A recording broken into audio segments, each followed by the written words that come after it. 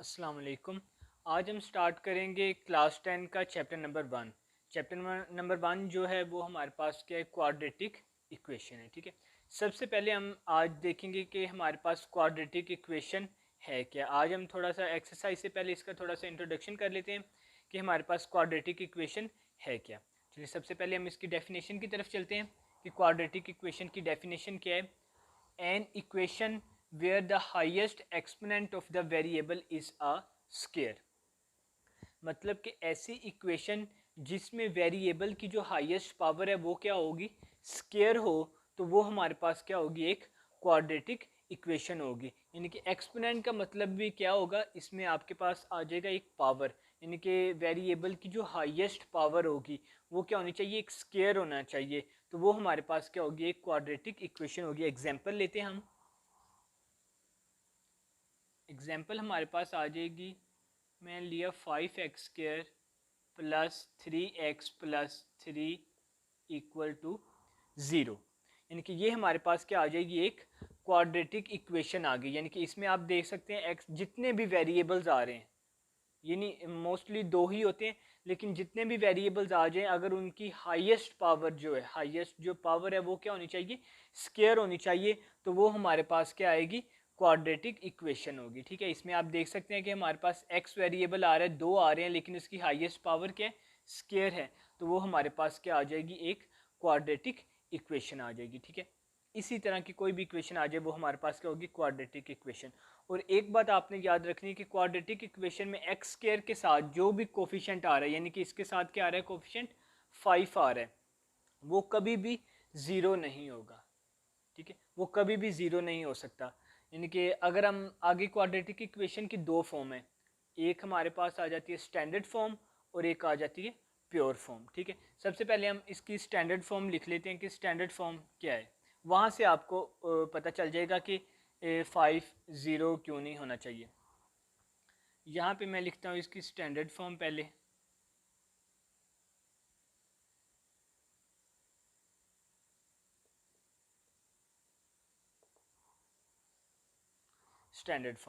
Standard form हमारे पास आ जाएगी ax² plus bx plus c equal to 0।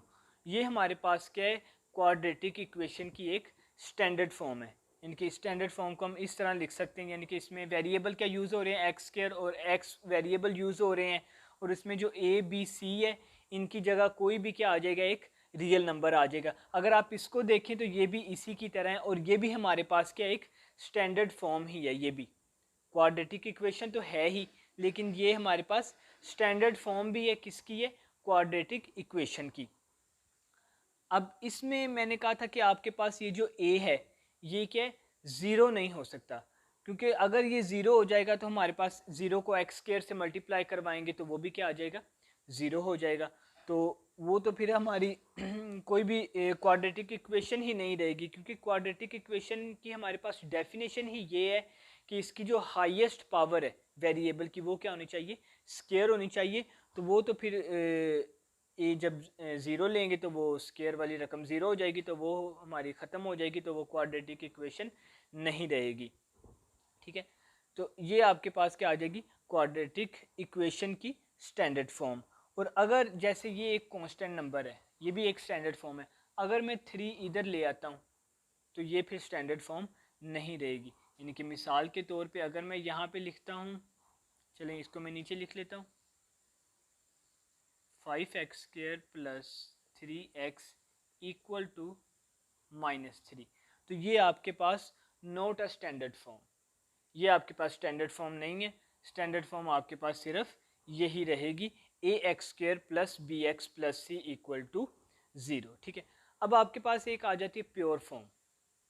अब मैंने आपको एक बात बताई थी कि आपका a सिर्फ क्या होना चाहिए, वो नॉट इक्वल टू 0 होना चाहिए।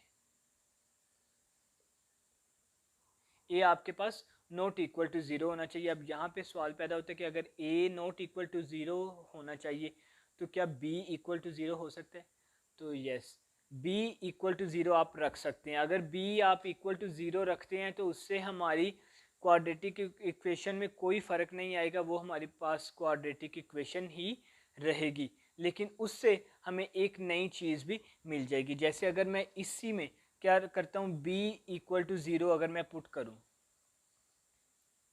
ए एक्स स्क्र प्लस बी की जगह अगर मैं 0 लूँ, x plus c equal to 0, तो ये आपके पास आ जाएगा a x square plus c equal to 0। ठीक है। अच्छा, इसमें अब ये भी आपके पास क्वाड्रेटिक इक्वेशन है। क्यों क्वाड्रेटिक है? क्योंकि हमारी डेफिनेशन हमें बता रही है कि क्वाड्रेटिक इक्वेशन में जो हमारे पास वेरिएबल की हाईएस्ट पावर है वो क्या होनी चाहिए, स्क्वायर होनी चाहिए। वेरिएबल्स का नहीं है, वो जितने मर्जी हों, लेकिन हाईएस्ट पावर जो है वो क्या होनी चाहिए, स्क्वायर। तो इसमें हमारे पास स्क्वायर आ रहा है, यानी कि वेरिएबल की जो हाईएस्ट पावर है उसका क्या आ रहा है, स्क्वायर आ रहा है। तो ये हमारे पास क्वाड्रेटिक इक्वेशन है।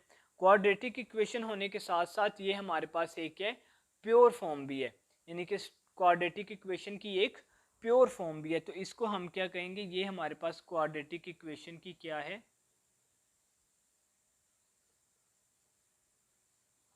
प्योर फॉर्म भी है। ठीक है, यानी कि हमारे पास एक स्टैंडर्ड फॉर्म दी गई थी। स्टैंडर्ड फॉर्म में हमने क्या किया, b इक्वल टू हमने 0 लिया, और b इक्वल टू 0 लेने के बाद हमारे पास एक नई फॉर्म बनी, तो उसको हम क्या कह देते हैं, प्योर फॉर्म कह देते हैं। क्वाड्रेटिक इक्वेशन की हमारे पास क्या आ जाएगी, प्योर फॉर्म आ जाएगी। यानी कि हमारे पास क्वाड्रेटिक इक्वेशन में दो तरह की फॉर्म है, एक स्टैंडर्ड फॉर्म और प्योर फॉर्म। अच्छा, नेक्स्ट हम चलते हैं कि जो हमारी क्वाड्रेटिक इक्वेशन है उसको हम कितनी टाइप्स के तरीकों से सॉल्व कर सकते हैं। अच्छा, यानी कि हम उसको कितने तरीकों में सॉल्व कर सकते हैं, उसके लिए हमारे पास इसके तीन तरीके हैं जिनसे हम क्वाड्रेटिक इक्वेशन को सॉल्व कर सकते हैं। जो फर्स्ट है हमारे पास, वो आ जाएगा हमारे पास फैक्टराइजेशन।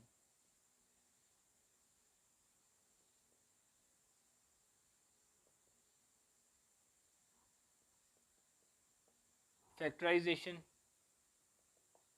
सेकंड आपके पास आ जाएगा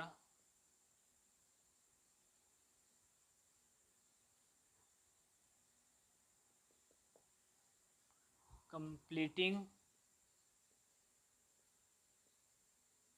स्क्वायर, और थर्ड आपके पास आ जाएगा क्वाड्रेटिक फार्मूला।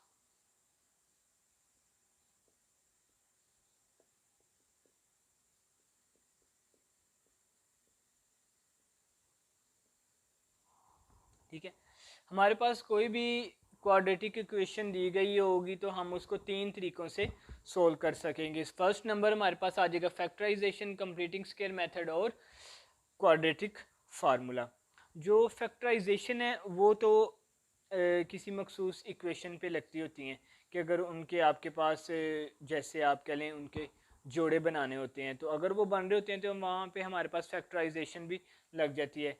कंप्लीटिंग स्क्वायर है वो भी ऑलमोस्ट हर एक इक्वेशन पे लग जाता है, और जो क्वाड्रेटिक फार्मूला है वो तो हर एक इक्वेशन पे ये अप्लाई हो जाता है। यानी कि कुछ इक्वेशंस ऐसी होती हैं जिनमें हमारे पास फैक्टराइजेशन का फार्मूला नहीं लगता, मेथड अप्लाई नहीं होता क्वाड्रेटिक इक्वेशन पे। कुछ इक्वेशंस ऐसी होती हैं, लेकिन जो क्वाड्रेटिक फार्मूला है वो हमारे पास सब इक्वेशंस पे लग जाता है। क्वाड्रेट जितनी भी क्वाड्रेटिक इक्वेशन है, क्वाड्रेटिक फार्मूला उन पे अप्लाई हो जाता है।